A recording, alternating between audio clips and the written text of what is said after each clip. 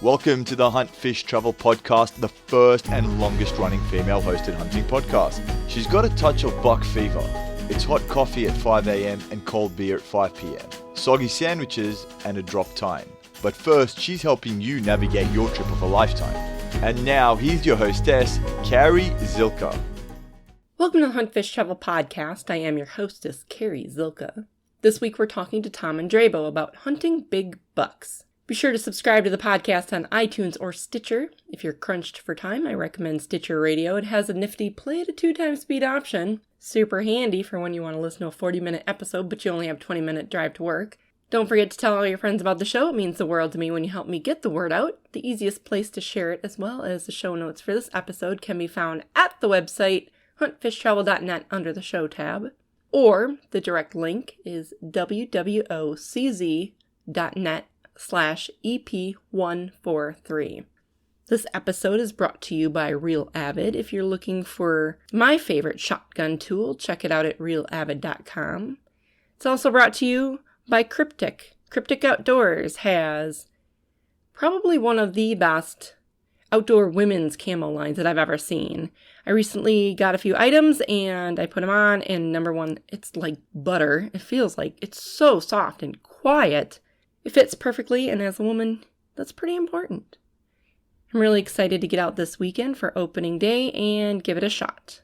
Welcome to the Hunt Fish Travel podcast. I am your hostess, Carrie Zilka. This week we're talking to Tom Indrebo of Bluff Country Bucks about hunting big bucks in Buffalo County, because that is my current favorite subject. Tom, welcome to the show. This is the first time I've had you on the podcast, isn't it? Yes. Mm-hmm. Well, that's crazy. Well, I'm glad that you are taking the time. Well, I'm glad to be on it. Why don't we tell the listeners a little bit about you and what you do? Well, we run an outfitting business, which started 25 years ago, and kind of all just took off on me. And it was an accident. I bought a place. I was losing hunting ground to leasing, and I bought a farm, and I was an avid bow hunter. And I thought, well, gee, if I don't buy some land, I'm not going to have a place to hunt. And ended up buying a farm, and the next year I had guys coming, knocking on the door, wanting to hunt, and one thing led to another, and I haven't hunted since I've been here. I get to hunt every day, but I haven't shot a deer. I hunt for everybody else, but we do take, probably around 25 Pope and Young deer every year, Pope and Young or Boone and Crockett, something, in the trophy category, and basically run an outfitting business, and I knew, what was fun for me when I went hunting, and I tried to make that for the hunters. Most of my hunters at this point have come back every year because they know there's big bucks here, and I work at it year round, basically, put in food plots and work on stands and watering holes. We have about 35 watering holes that we put in over the years, and access trails into the hills, and it's been a fun thing. I really enjoy it, and been a challenge, and I'm still learning about deer, and I think that's why I keep doing it, because that's a challenge of it. Yeah. Well, and I can imagine that it's a total learning process as you go, because there's always different stuff happening and always new stuff to try. There's always new tactics coming out. And yeah, I guess that's a fun part of it for me, and I guess that's how I get my fun out of it, is what I learn about it. And I didn't realize it when I started doing this, as I often wondered, how can I get guys on, big deer and Pope and Young deer and Boone and Crockett deer. And what I didn't really realize was that once I started and I had a number of hunters, that once you have, a dozen hunters in the woods every day, sitting stands that you set up and stuff over the years, you learn like 12 times faster than you would if it was just you out there hunting, So that's been the fun part for me. That's been an ongoing study kind of. And I run a lot of trail cameras, and and we've been able to follow quite a few deer for, up to 10 years old. So that's been really fun too. We really learned a lot from those deer over the years, and the personality in bucks, once they get to be 3-4 years old, they change. They're a different animal than they are when they're, 1, 2, or first 1, 2, and 3 years old. Really? Do you think just because they're like smarter, or? They actually live a different lifestyle kind of at that point.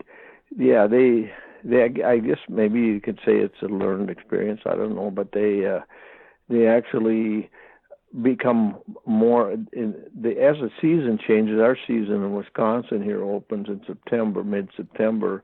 A lot of states opens in October, and as the season progresses, on through October, November, and December, they go through different stages. So about every 2 weeks during the hunting season, you're kind of hunting them differently as they change, and they start out in mid-September, like in August, September, they're on their summer feed, and the bucks are in groups, bachelor groups, and that's a good time to really get an inventory of what's out there and run cameras at that time, and we do a lot of filming too with telephoto lenses and stuff, and when they're grouped up like that, you can see quite a few of the bucks in the area. Once when season opens mid-September, it's a really good time to hunt. We found out it used to be that everybody wanted to hunt the rut, but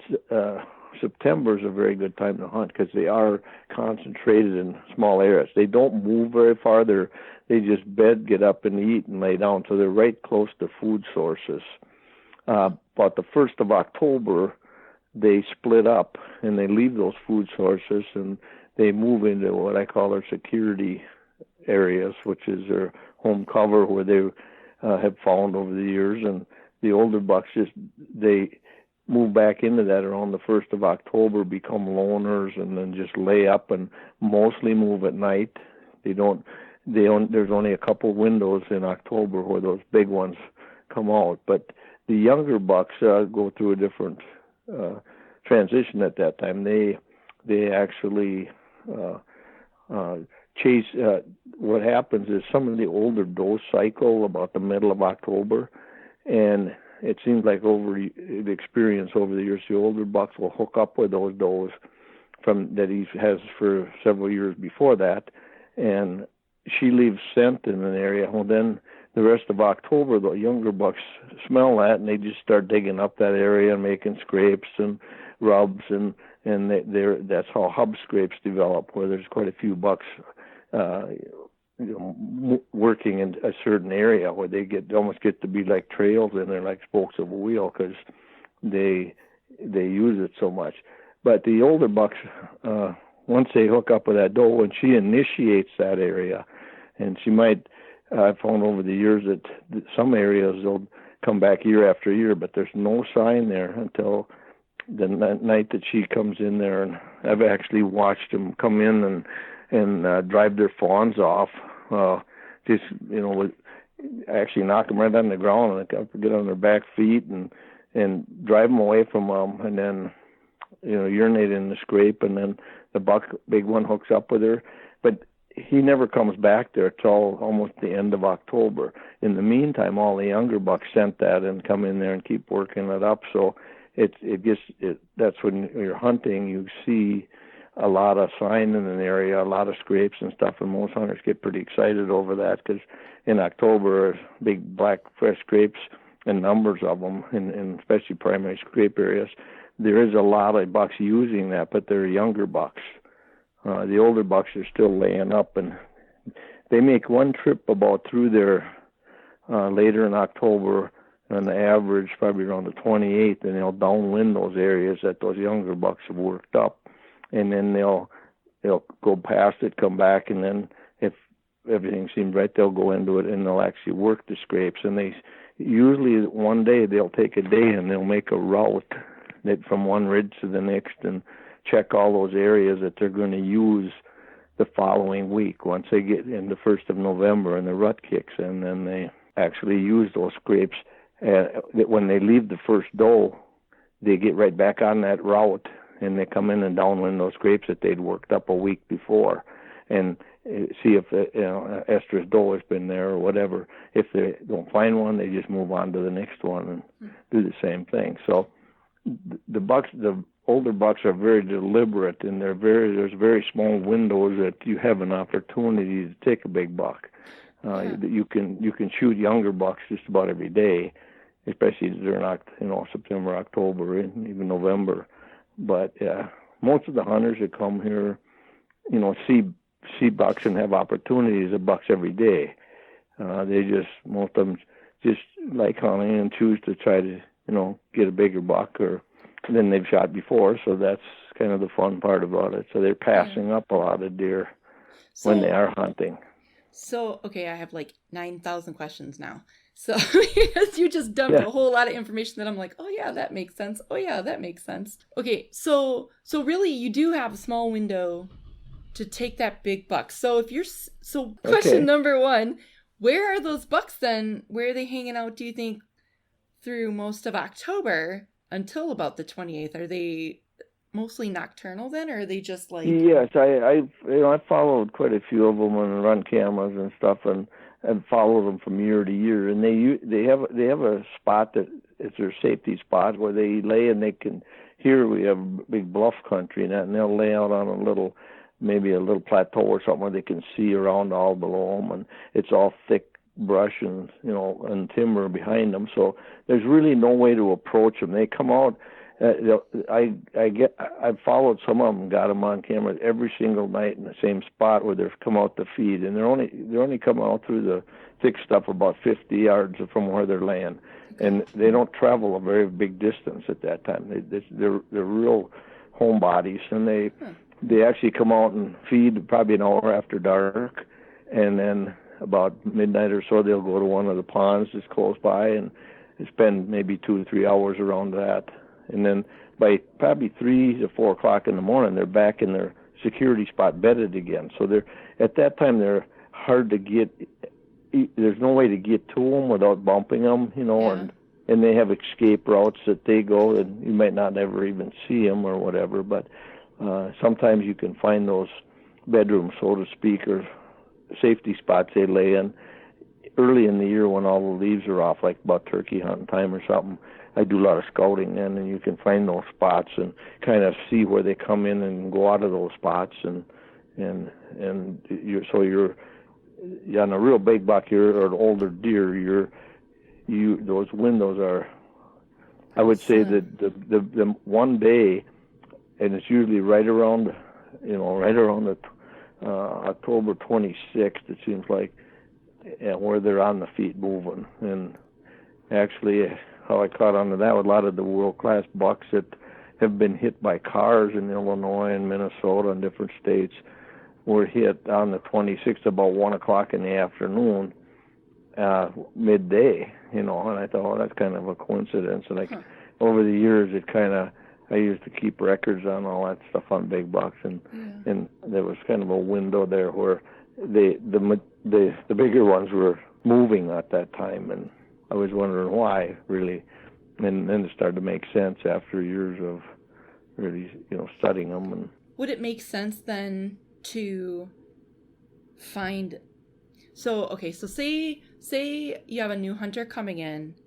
How do they know which buck is the mature or the dominant buck that's living in that area? Because if you're seeing a bunch of bucks every day and they're good-sized shooter bucks, but how do you know that there's a bigger one? Is there a way to tell, do they leave certain sign behind?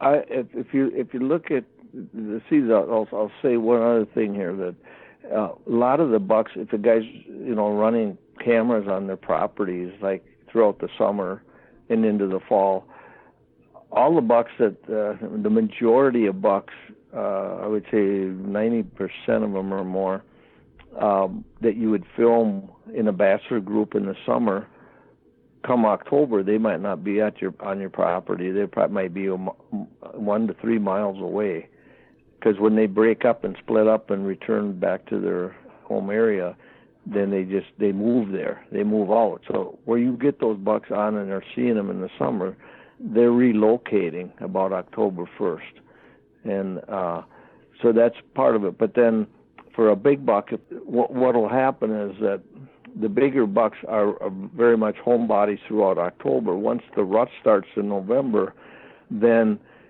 they hook up with does, and depending on how many does are in the area or your buck to doe ratio, if they don't have to go very far to find a doe, probably 80% of all the does are bred in a window in November of probably the 10th through the 15th. They're right in there. A large number of them are bred at that time.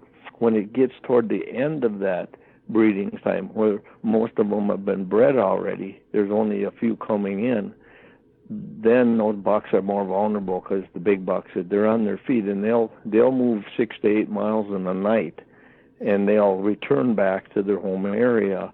But if they don't find the doe, they keep going.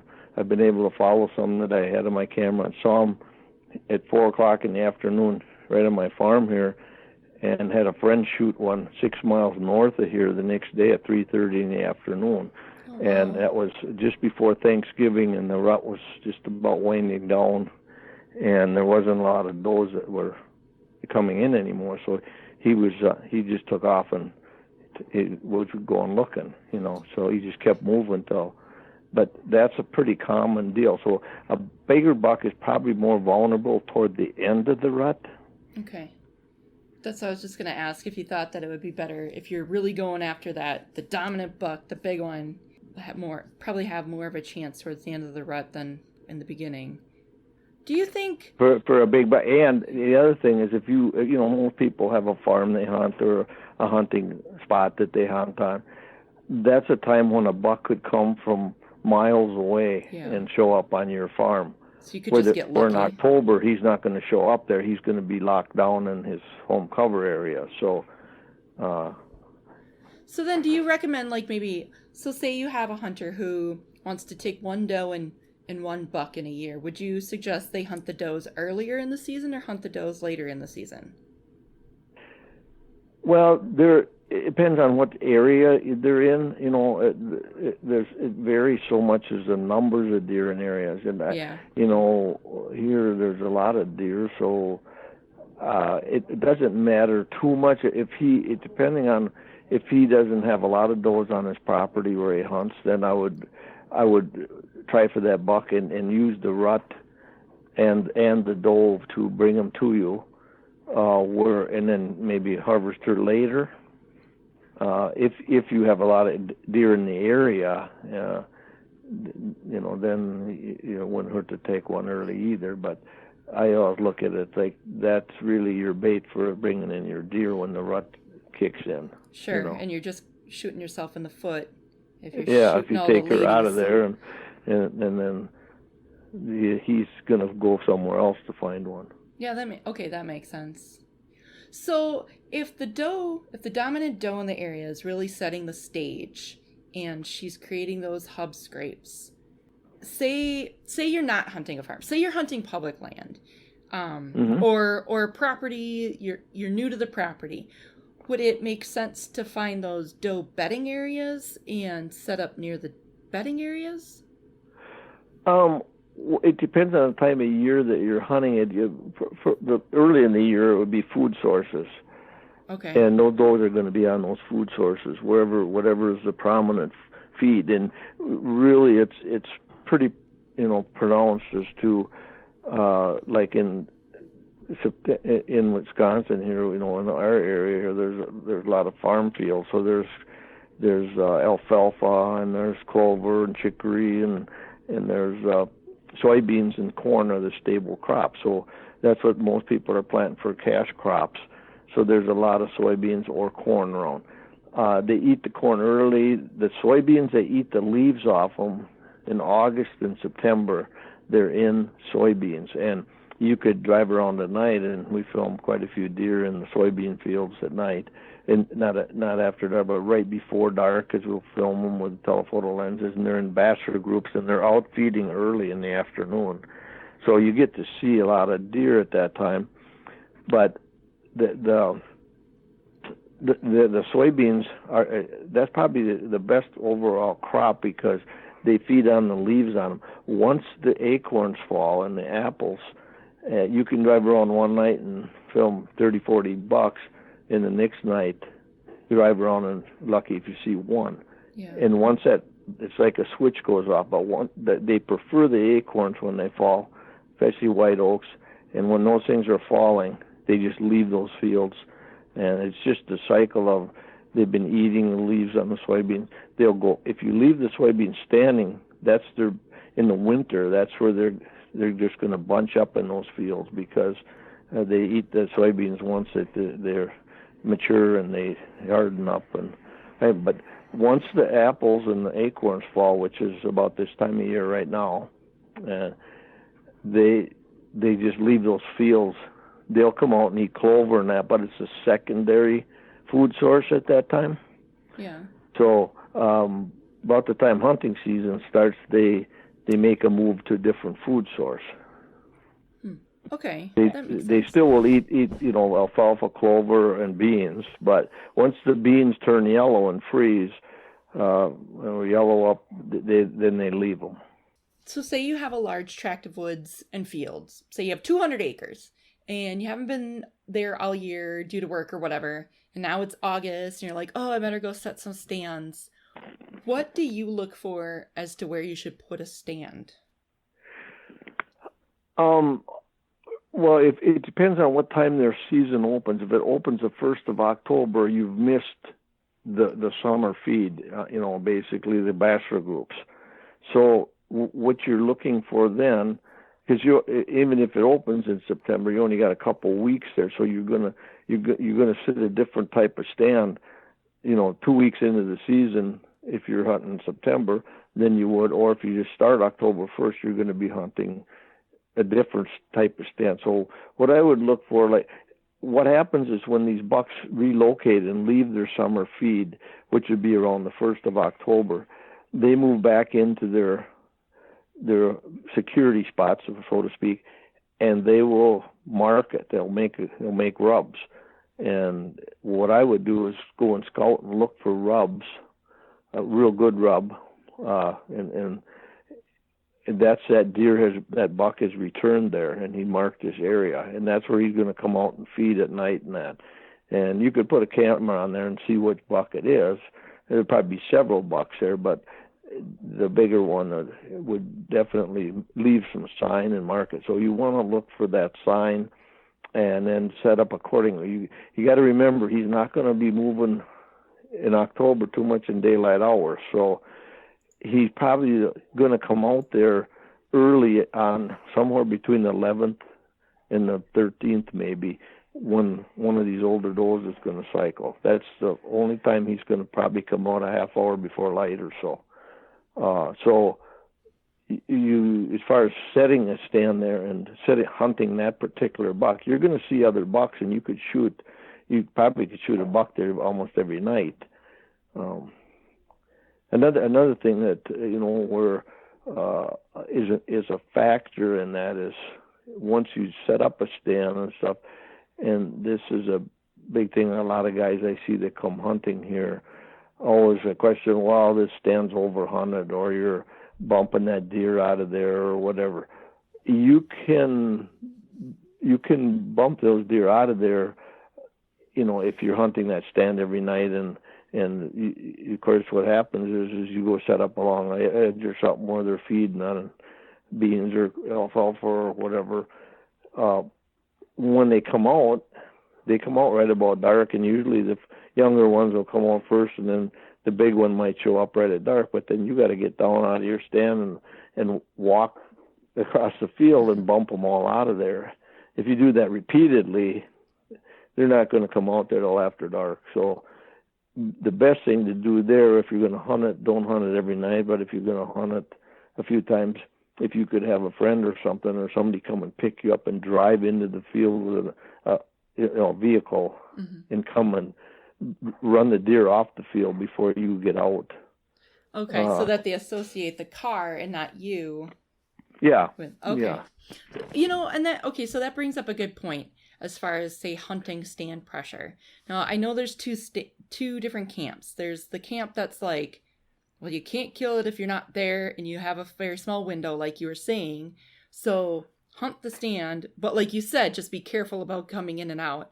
But then there's the other camp that says, no, if you hunt it on Monday, you can't hunt it till Saturday again. What camp are you in? Well, depending on time of year. Okay. One mistake guys make is that once the rut starts in November, they see a big buck or something, and they say, well, I don't want to bump him. I'm going to stay out of there for a day or two and then go back in. He's there right then, and he has a one-track mind, and you're not going to drive him away from a doe or anything. So I have a stand that we've taken over 40 Pope and Youngs off him, and it's up on a big ridge system, and we put in a pond there, or just a watering hole with a small cat, and the guys have sat that. I had a guy come and he sat there, and everybody was in here eating and talking about the deer they saw, and he didn't say much. And then I asked him, I said, well, did you see anything? Yeah, he said, I saw 2 bucks and doe and 2 fawns, but they all looked up right at me and saw me, and they knew that stand was there. I think it's way over hunted. And I said, well, I've got about 300 tree stands out, and I said, that stand that produces, it's November, and bucks that are between does show up on that ridge to check it out, to looking for does that bed out there. So there's different bucks that come through there that have probably never been there all year.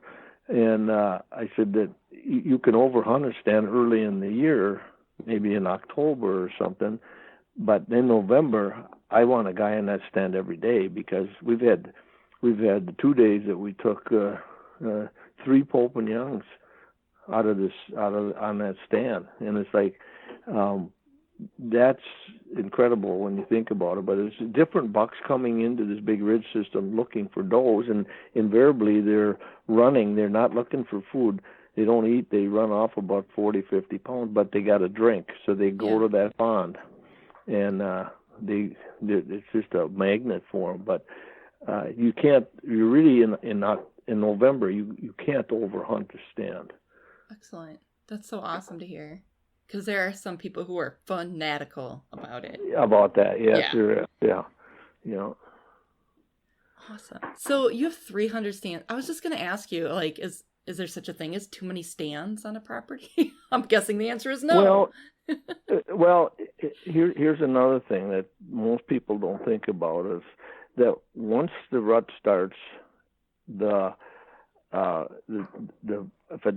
are coming into heat on different ridges, and bucks get that scent, they start piling up on those does. So I've seen, it can probably be 7, 8 bucks with the doe before she's going to stand. So those bucks are just going nose on the ground looking for one. Well, so there's areas that all the bucks are in certain little spots where does are coming in. All the rest of the area becomes mostly dead areas, and the does usually will, at that time, they always drive their fawns off. So I tell guys that are hunting, I say, well, if you are sitting there and you see 2 fawns come in and start, or a fawn or 2 fawns just milling around, call me and I'll come pick you up, or get out and come back and we'll move you, because that's not where it's happening.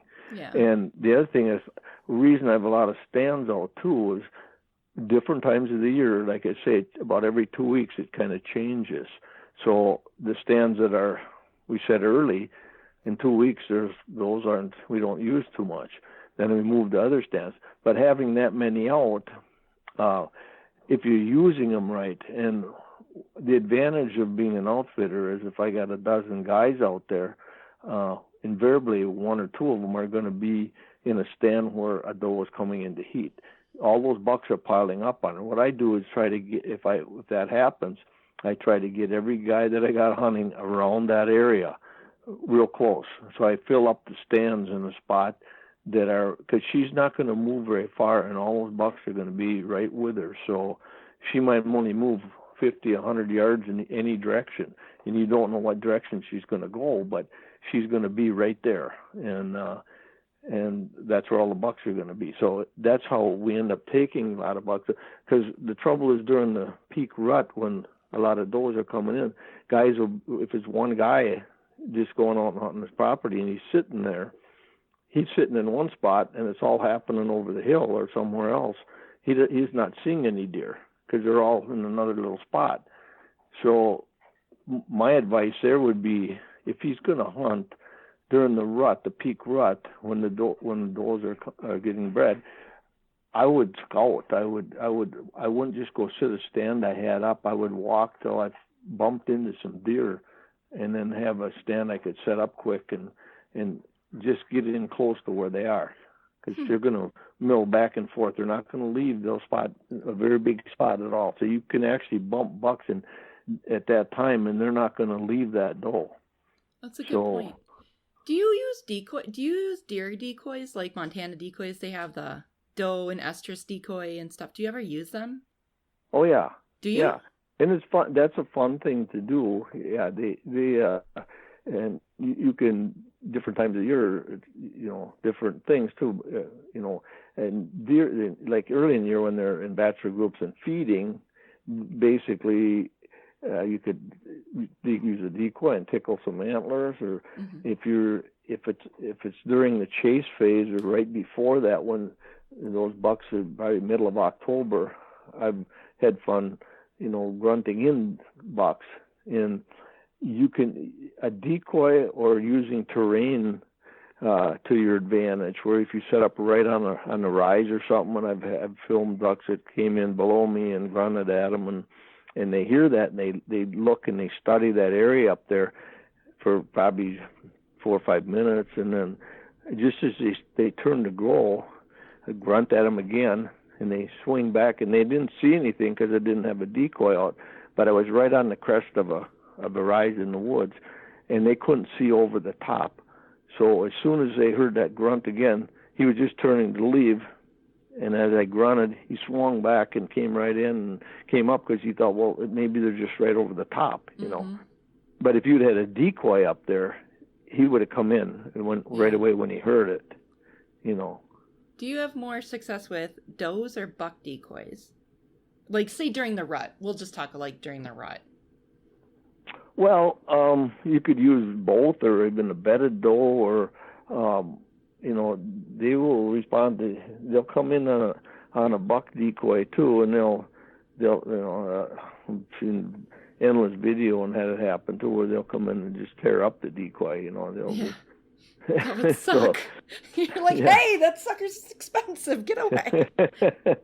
And, they do have a one-track mind, too, so when they do that, I mean, it's hard you can holler at them and whatever, and it's hard to shock them out of when they're mad.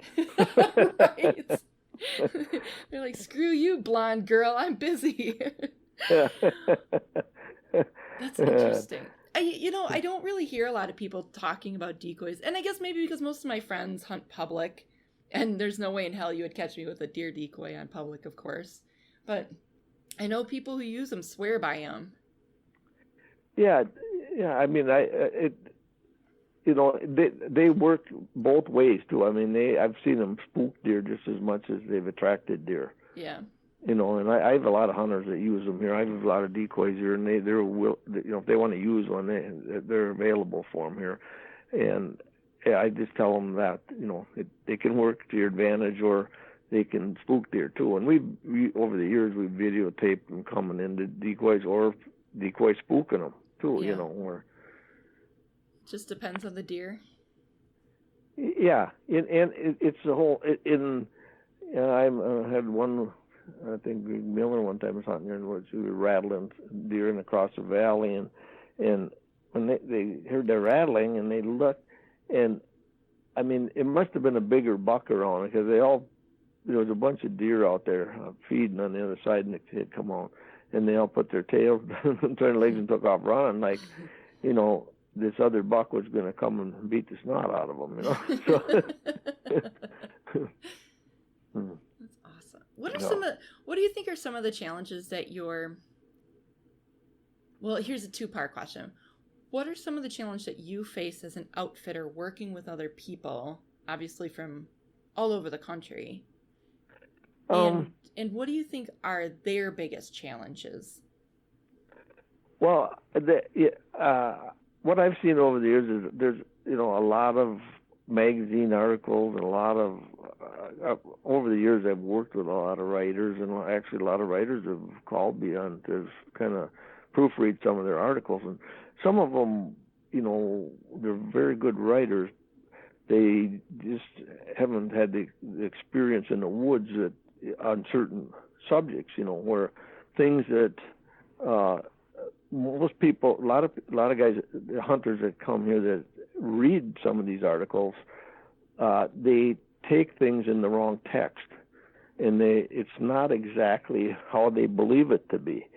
And I think the challenge is, and it's fun for me because I'll explain to them situations, and usually I can show them on some of my cameras or, from things that have happened over the years of why it isn't like they think it is, or something. But it's like anybody, you could have 10 people read the same article and have 10 different ideas from it. So a lot of them have preconceived ideas that really, they might be true in one sense, but in many other senses they're not exactly that way, where, things that, if you look at things that, like, one thing was like we put in these ponds and we basically caught on to that was seeing mud holes on these logging roads and stuff that were just pounded with tracks, and said, well, gee, if we put a pond in up on top of this ridge where there's no water and there's a good bedding area, these bucks are going to be in there during the rut looking for those, so they're going to have to go there and water. So that said, well, then we started hunting in early in September when it was warm out, and when we had real warm days, sometimes those ponds there was a lot of bucks on those ponds in the evening. Yeah. So, but then things that happened, like a crazy thing was one year for September and October, we had like 4 weeks we had no rain. And so the ponds, we always dug them deep enough so they wouldn't evaporate out, so there was always still some water left in there.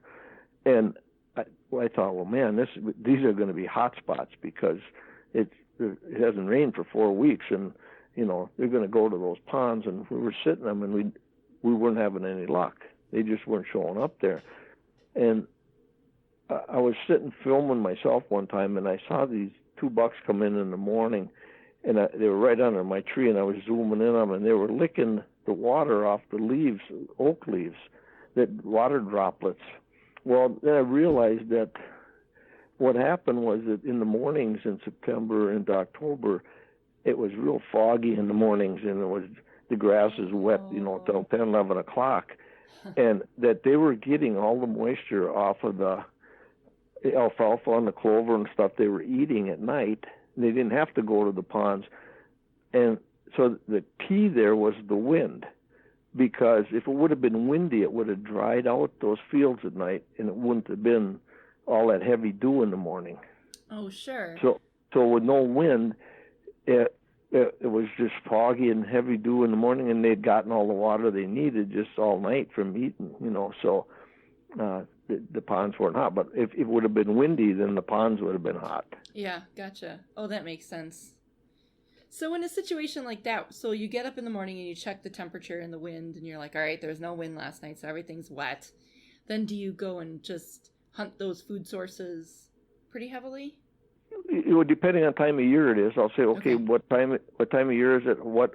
Now this year, like here, a lot of this stuff reverts back to the spring, about like when you were here turkey hunting that time.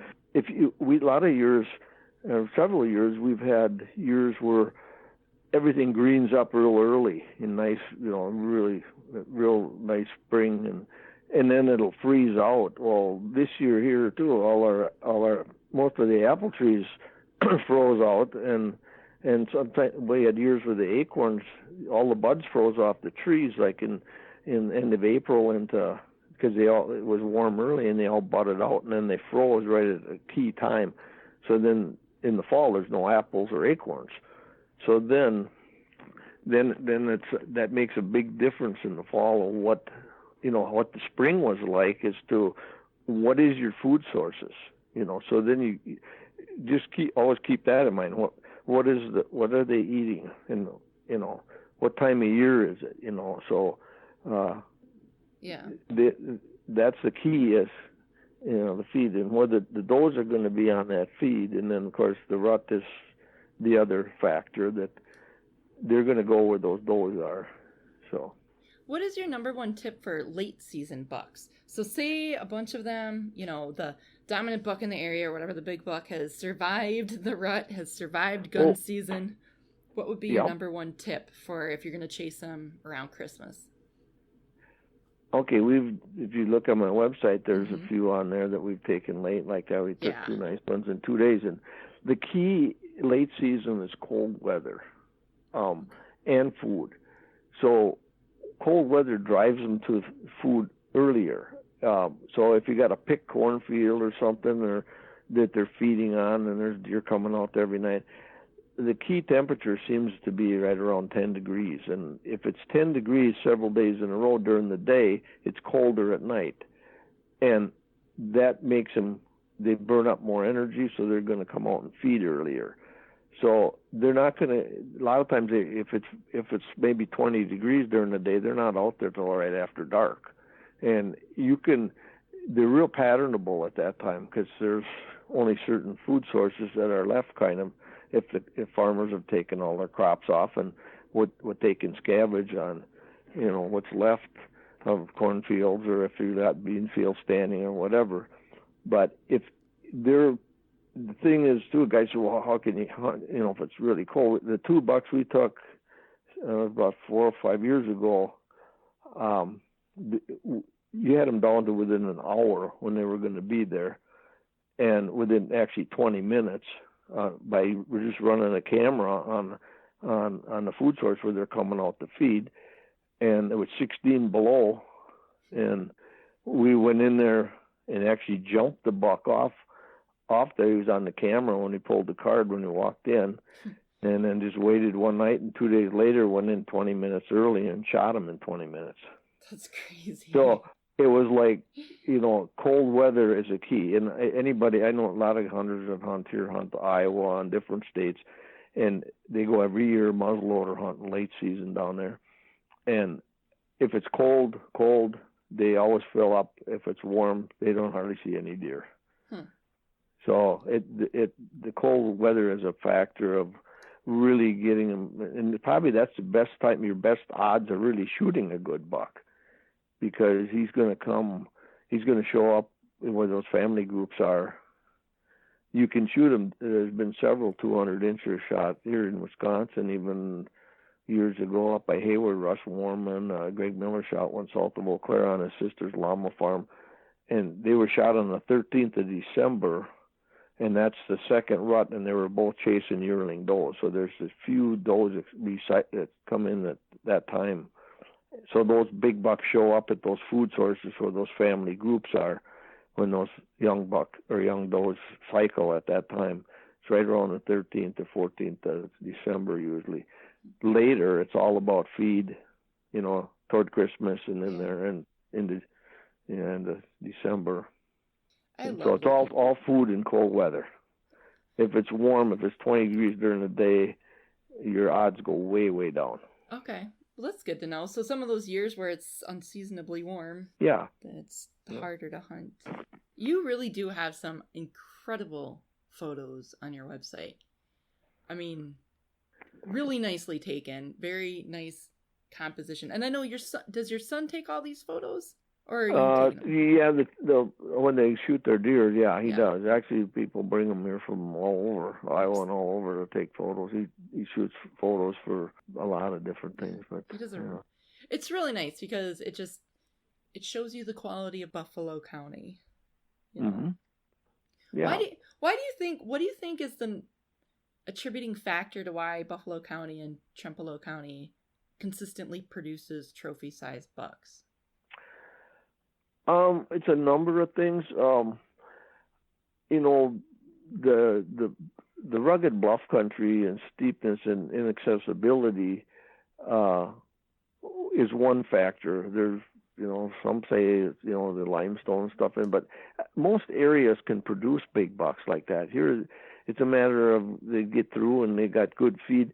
It's only hardly ever do they ever have winter, problems here. They did a few years ago when we had a mild spring and didn't have any food in the fall, but I've never seen that over the years because it's with the steepness of the hills and stuff. They can always get out of the elements. And what's happened here in Buffalo and Trempealeau too is, over the years, people have realized what trophies come out of here, so they've come in here and bought up the land. About 80% of the land sold in the last 20 years was for trophy hunting. So what they do is they buy some land from farmer.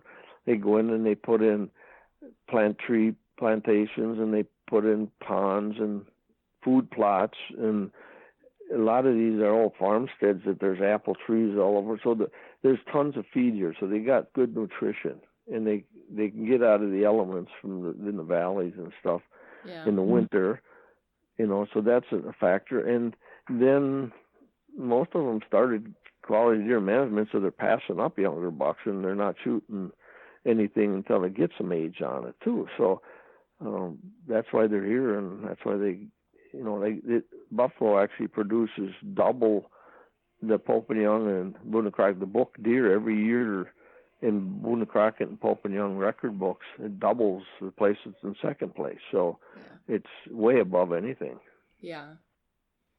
That's awesome. I know everybody dreams of hunting Buffalo County.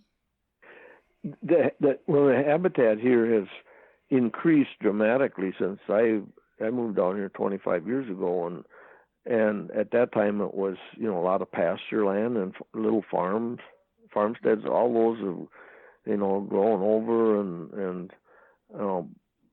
the people that bought land had come in there. They planted hundreds and hundreds of thousands of trees, acres of trees. Just the habitat has increased probably 10 times in the last 20 years here for what it was 20 years ago. So because everybody that bought land had just went in there and did that, and it's made it ideal for deer, kind of, So if someone wants to come and hunt Buffalo County, obviously we're going to recommend Bluff Country Bucks. Well, let me ask you, what's the farthest away that someone has come to hunt with you? Like, how far away have they come from? I have a couple that comes there. They've come 5 years from Slovenia, north of Italy. Oh my gosh, really? Yeah, and they'll be here this year too. Yeah, that's cool. Yeah. So I bet they come from all over. Yeah, right. So they actually have brought other couples with them too when they came. So that's interesting. Yeah. What can someone who's interested in coming to hunt with you, what can they expect on a normal day? Obviously, you provide lodging, and you have really cool cabins. Like, obviously, having seen them firsthand, really cool accommodations. Typical day. It depends on if they're bow hunting or gun hunting. I have a cook that's been, we cooks meals for them and stuff. So he's been here 20 years. And so they come in the morning, have something light to eat, and we'll kind of go over where we, probably all the best spots we think are going to be good for that day, and kind of tell them why and show them maybe on a topo or an aerial photo of where they're going to go. And then we'll take them and get them on a trail that they can follow in with a flashlight, a bright eye trail or ribbons. And it depends on, we accommodate even, handicapped people too. So we can hunt, we have tree stands, we have ladder stands, we have box blinds, we have ground blinds, whatever they're comfortable with. And then we'll get them in that spot. And then if they got cell phone reception or something, they can, if they get a deer, they can call us, or we'll check on them periodically. If they want to sit all day, they just tell the cook and he'll make them a lunch, the night, they'll tell them the night before at supper, and then he'll have a lunch ready for them in the morning they take with them.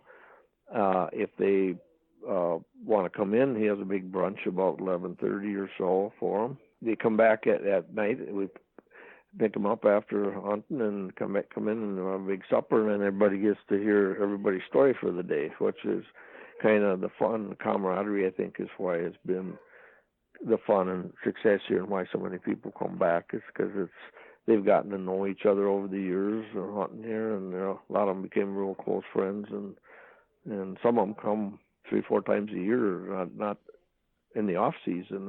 I just had a bunch of guys from out on the East Coast came here 2 weeks ago and for 4 days, and just to have a little vacation and get away. Yeah, that's cool. Yeah. So now I know you offer obviously deer hunting, but you also offer turkey hunting.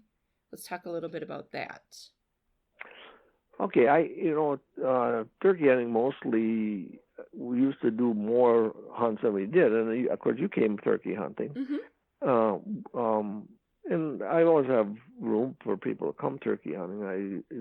I don't promote that or sell that as far as at that time of year I'm busy with other things and springs work and getting stuff too. So, but if a guy's an experienced turkey hunter or want to come, or there's usually somebody around that could go call for him if he isn't experienced, So Mm-hmm. I have friends that come over and they might take him out too, or could hunt or whatever. But usually we can accommodate, turkey hunters. And that's a fun time of the year too. Turkey hunting is a fun thing. It's guys that get into that, our fanatic is deer hunting, Yeah, no kidding. Do you offer any other kind of hunting, predator hunting or anything like that, or is it just it's mainly deer, right? Mostly deer hunting, yeah. Yeah. Mm-hmm. Yeah. Awesome. Well, cool. Well, we are bumping up against time here. I wanted to hear the Moses story, but if you don't mind, maybe I'll call you later in the year and ask you to tell us the story of Moses and some of the more exciting stories from this year. Oh, sure. That would be great. Yeah. Yeah, that would be really cool, because something tells me you have really interesting ones. Yeah. Oh, for sure. Especially with people from Slovenia. Yeah. Well, tell the listeners where they can find more about you, your website, social media channels, and how they can get in contact with you. Okay, it's Bluff Country Outfitters. And then I have an email, bluffcountryoutfitters@gmail.com. They can look on my website, and most of my info's on there. So. Okay. And I'll link to that in the show notes too, so it's easy for people to find you as well. Yeah. Okay. Well, awesome. Well, this has been I love these kind of episodes because I'm so freaking fired up for season to get here. And that'll do it. Thanks so much for listening. Don't forget to find the show on iTunes. Just search for HuntFishTravel Podcast. Hit the subscribe button. You can also follow me on social media. Just go to huntfishtravel.net and click on the social media icon of your choice. The only one that's not listed there is Periscope. You can always find me on Periscope. Same Twitter handle, @CarrieZilka. Until next time.